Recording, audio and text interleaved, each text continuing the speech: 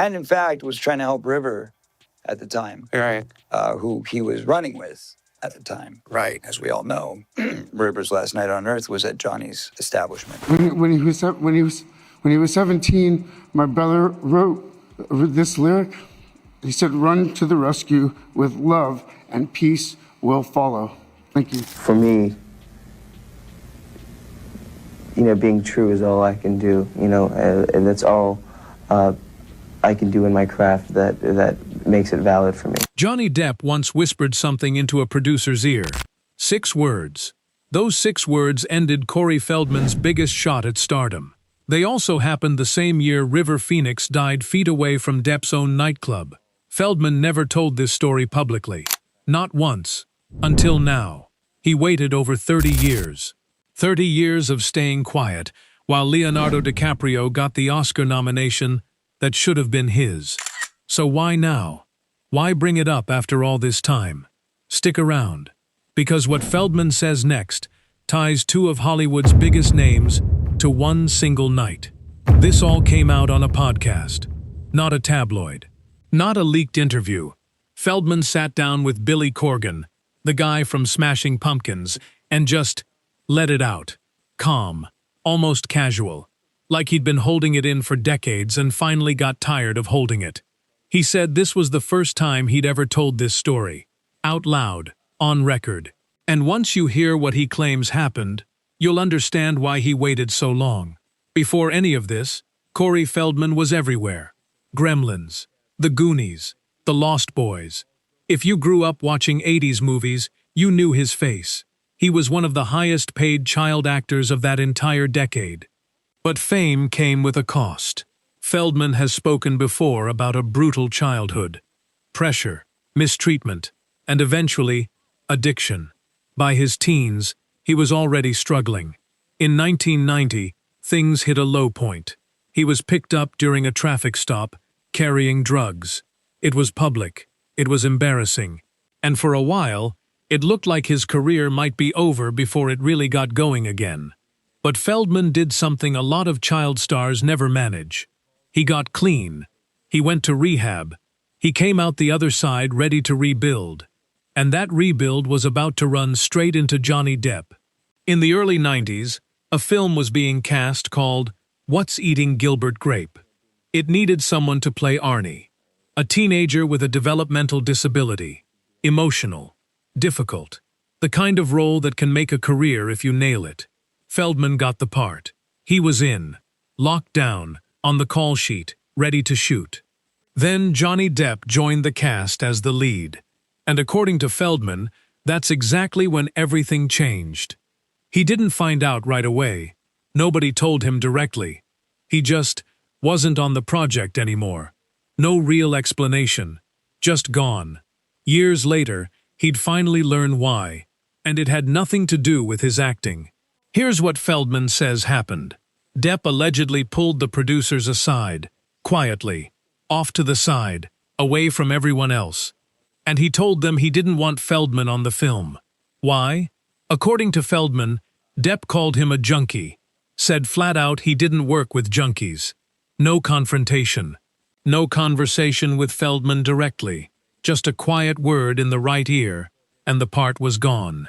Feldman remembers the exact moment he found out who took his place. Johnny Depp, he said, was cast after I was, and apparently whispered into the producer's ear that he wasn't fond of me. Think about that for a second. One actor, talking to the people in charge, about another actor's personal struggles, behind his back, and it worked. Feldman was out. The role went to a barely known young actor named Leonardo DiCaprio. That performance would go on to earn DiCaprio his first Oscar nomination. The role that built his career. The same role Feldman says was taken from him with 6 whispered words. But here's the part that makes this sting even more. Feldman says the junkie label wasn't even true. Not anymore.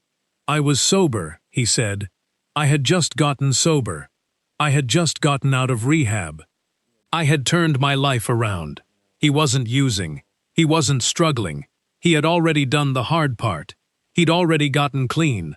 So if Feldman is telling the truth, he lost the role of a lifetime over a problem he'd already fixed, a label that no longer applied to him, and it gets heavier.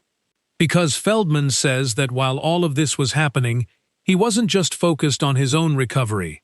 He was trying to help someone else stay alive. Someone who was running in the same circles as Johnny Depp. Someone whose story was about to end in a way nobody could undo. That someone was River Phoenix. Feldman and Phoenix had history. Real history. Years earlier, they'd starred together in Stand By Me, one of the most beloved coming-of-age movies ever made. They weren't just co-stars, they were friends. By the early 90s, Phoenix was one of the most promising young actors in Hollywood. But behind the scenes, he was struggling with addiction. And according to Feldman, Phoenix was close with Johnny Depp during this exact period. Feldman says he was actively trying to help Phoenix, trying to pull him back from whatever path he was on, but he couldn't save him in time. As we all know, Feldman said, River's last night on Earth was at Johnny's establishment. That single sentence is doing a lot of work. Because Depp didn't just know River Phoenix. He co-owned the club where Phoenix would spend his final hours alive. And what happened that night would shock all of Hollywood. It was October 1993. The club was called the Viper Room, on Sunset Strip in Los Angeles. Depp partly owned it.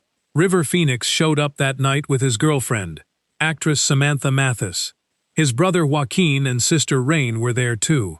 A band was set to perform, with members of the Red Hot Chili Peppers and Depp himself playing alongside them.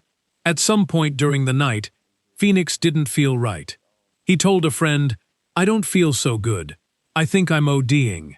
He went outside, and he collapsed on the sidewalk. His brother Joaquin called 911. His sister Rain tried to help him breathe.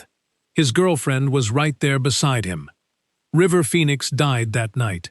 He was only 23 years old. And just months later, the role that could have changed Corey Feldman's career went to someone else entirely. Two lives, pulled in completely different directions. Inside the same small window of time, Leonardo DiCaprio took the role of Arnie and ran with it. That performance is still considered one of the best of his early career. It earned him his first Oscar nomination and put him on a path that would eventually lead to global superstardom. Feldman, meanwhile, watched his own career take a very different turn. He's openly said he still hasn't watched the movie, calls it a bitter leaf he's never been able to swallow. And this wasn't a one-time thing. Feldman says he later auditioned for Titanic, lost that role too. Guess who got it? DiCaprio, again. He also auditioned for The Lord of the Rings. That role went to his own former Goonies co-star, Sean Astin. 3 major opportunities. 3 times watching someone else take the spotlight he was reaching for. Feldman has admitted the bitterness never fully went away. Had I not been pushed out and done that role, he said, who knows what would have happened from that point forward. A single whispered sentence, allegedly spoken 30 years ago, may have quietly rewritten the entire direction of his career. So here's where it leaves us. Feldman never confronted Depp about any of this. Not back then, not in all the years since. He just carried it, quietly, until one random podcast conversation in 2025, when he finally decided to let it out. He even said it himself before telling the story. "This is the first time I'm ever telling this story," he admitted, "so I'm sure I'm going to get hung by this one." He knew what he was risking by saying it out loud, and he said something else, almost like an afterthought. He said, "You don't hang on to these things forever. You get past them." Maybe that's true, maybe it isn't. But somewhere in all of this is a question nobody's really asked yet. If one quiet sentence from Johnny Depp really did cost Corey Feldman that role, what does that say about how much power one actor can quietly hold over another person's entire future? And if that's true for a role in a movie, what else might have gone unnoticed, behind closed doors, all those years ago?